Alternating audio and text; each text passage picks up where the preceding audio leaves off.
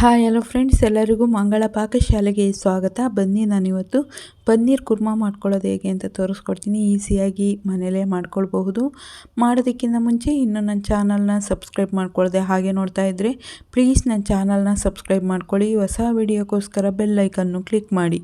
ಬನ್ನಿ, ಈಗ ಮಾಡೋದು ಹೇಗೆ ಅಂತ ನೋಡೋಣ. ಮೊದಲನೇದಾಗಿ ನಾನಿಲ್ಲಿ ಒಂದು ಮಿಕ್ಸಿ ಜಾರ್ನ ತೊಗೊಂಡಿದ್ದೀನಿ. ಅದಕ್ಕೆ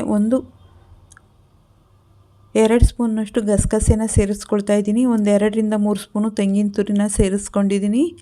ಅದಾದಮೇಲೆ ನಾನಿಲ್ಲಿ 5ರಿಂದ 6 ಗೋಡಂಬಿನ ಸೇರಿಸ್ಕೊಳ್ತಾ ಇದ್ದೀನಿ.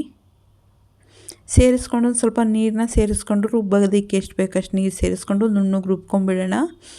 ಅದಾದಮೇಲೆ ನಾನು ಇಲ್ಲಿ ಗ್ಯಾಸ್ ಮೇಲೆ ಒಂದು ಬಾಣಲಿನ ಇಟ್ಕೊಂಡಿದ್ದೀನಿ. ಅದಕ್ಕೆ 2 ಸ್ಪೂನ್ ಎಣ್ಣೆನ ಸೇರಿಸ್ಕೊಂಡು ನಾವು ಪನ್ನೀರನ್ನ ಕಟ್ ಮಾಡಿ ಇಟ್ಕೊಂಡಿದ್ನಲ್ಲ ಅದನ್ನೆಲ್ಲ ಸೇರಿಸ್ಕೊಂಡು ಎಣ್ಣೆಯಲ್ಲಿ ಚೆನ್ನಾಗಿ ಫ್ರೈ ಮಾಡ್ಕೊಳ್ಳೋಣ.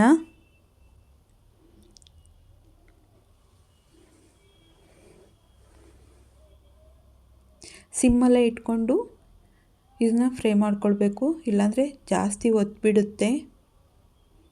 ಈ ರೀತಿ ಕಲರ್ ಚೇಂಜ್ ಆಗಬೇಕು ಅಲ್ಲಿವರೆಗೂ ಇದನ್ನು ಎಣ್ಣೆಯಲ್ಲಿ ಫ್ರೈ ಮಾಡ್ಕೊಳ್ಳೋಣ.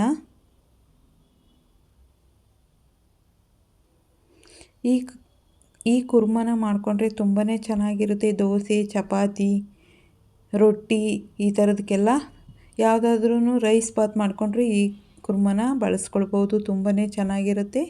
ಈಗ ನಾನು ಪನ್ನೀರ್ನೆಲ್ಲ ಹುರ್ಕೊಂಡಿದ್ದೀನಿ ಎಣ್ಣೆಲಿ. ಇದನ್ನು ಒಂದು ತಟ್ಟೆಗೆ ಎತ್ತಿಟ್ಕೊಳ್ತಾ ಇದ್ದೀನಿ. ಅದಾದಮೇಲೆ ನಾನು ಗ್ಯಾಸ್ ಮೇಲೆ ಒಂದು ಬಾಣಲಿನ ಇಟ್ಕೊಂಡಿದ್ದೀನಿ. ಅದಕ್ಕೆ 2 ಸ್ಪೂನು ಎಣ್ಣೆನ ಸೇರಿಸ್ಕೊಳ್ತಾ ಇದ್ದೀನಿ. ಎಣ್ಣೆ ಚೆನ್ನಾಗಿ ಕಾದ್ಮೇಲೆ ಒಂದು ಪಲಾವ್ ಎಲೆ, 1 ಚಕ್ಕೆ, 2 ಲವಂಗನ ಸೇರಿಸ್ಕೊಂಡಿದ್ದೀನಿ. 2 ಏಲಕ್ಕಿನ ಸೇರಿಸ್ಕೊಂಡಿದ್ದೀನಿ. ಅದಾದಮೇಲೆ 4 ಕಾಳು ಮೆಣಸನ್ನ ಸೇರಿಸ್ಕೊಂಡಿದ್ದೀನಿ. ಸೇರಿಸ್ಕೊಂಡು ಇದನ್ನು ಎಣ್ಣೆಲಿ ಫ್ರೈ ಮಾಡ್ಕೊಳ್ಳೋಣ. ಅರ್ಧ ಸ್ಪೂನ್ ಜೀರಿಗೆನ ಸೇರಿಸ್ಕೊಂಡಿದ್ದೀನಿ.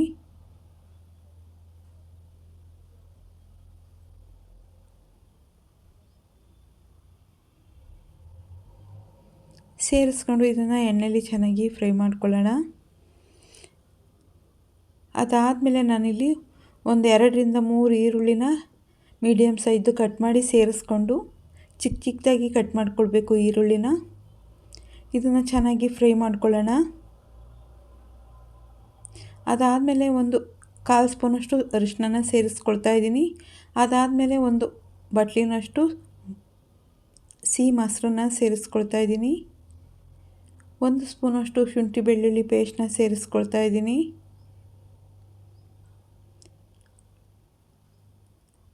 1/2 ಸ್ಪೂನಷ್ಟು ಅಚ್ಕಾರದ ಪುಡಿನ ಸೇರಿಸ್ಕೊಂಡಿದ್ದೀನಿ. 1 ಸ್ಪೂನು ಧನಿಯಾ ಪುಡಿನ ಸೇರಿಸ್ಕೊಂಡಿದ್ದೀನಿ. ಸೇರಿಸ್ಕೊಂಡು ಇದನ್ನೆಲ್ಲ ಚೆನ್ನಾಗಿ ಮಿಕ್ಸ್ ಮಾಡ್ಕೊಳ್ಳೋಣ.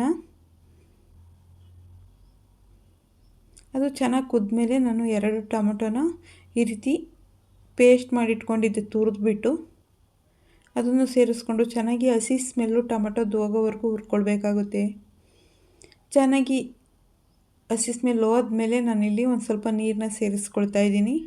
ರುಚಿಗೆ ಎಷ್ಟು ಬೇಕಷ್ಟು ಉಪ್ಪನ್ನು ಸೇರಿಸ್ಕೊಂಡು ಒಂದು ಸಲ ಚೆನ್ನಾಗಿ ಮಿಕ್ಸ್ ಮಾಡ್ಕೊಳ್ಳೋಣ.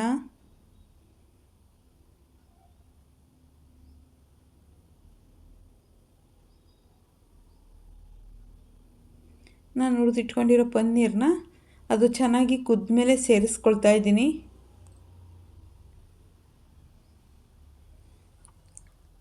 ಸೇರಿಸ್ಕೊಂಡಾದಮೇಲೆ 1 ಸ್ಪೂನು ಗರಂ ಮಸಾಲೆನ ಸೇರಿಸ್ಕೊಂಡಿದ್ದೀನಿ.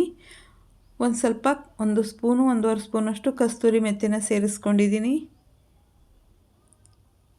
ಅದಾದಮೇಲೆ ನಾನು ಗಸಗಸೆ ಕಾಯಿ ಎಲ್ಲ ರುಬ್ಬಿಟ್ಕೊಂಡಿದ್ವಲ್ಲ ಅದನ್ನು ಸೇರಿಸ್ಕೊಳ್ತಾ ಇದ್ದೀನಿ.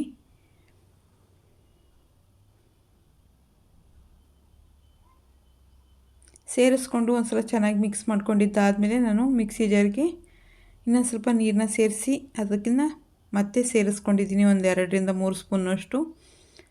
ಸೇರಿಸ್ಕೊಂಡ್ಮೇಲೆ ನಾನು ಲಾಸ್ಟಿಗೆ ಕೊತ್ತಂಬರಿ ಸೊಪ್ಪನ್ನ ಸೇರಿಸ್ಕೊಳ್ತಾ ಇದ್ದೀನಿ. ಸೇರಿಸ್ಕೊಂಡು ಇದನ್ನು ಚೆನ್ನಾಗಿ ಕುದಿಯೋದಕ್ಕೆ ಬಿಟ್ಬಿಡೋಣ. ಈಗ ಚೆನ್ನಾಗಿ ಕುದೀತಾ ಇದೆ. ಪನ್ನೀರ್ ಕುರ್ಮಾ ರೆಡಿಯಾಗಿದೆ. ರೊಟ್ಟಿ, ಚಪಾತಿ, ದೋಸೆಗೆ ತುಂಬಾ ಚೆನ್ನಾಗಿರುತ್ತೆ. ನಾನು ಇದನ್ನು ಸರ್ವ್ ಮಾಡ್ಕೊಳ್ತಾ ಇದ್ದೀನಿ.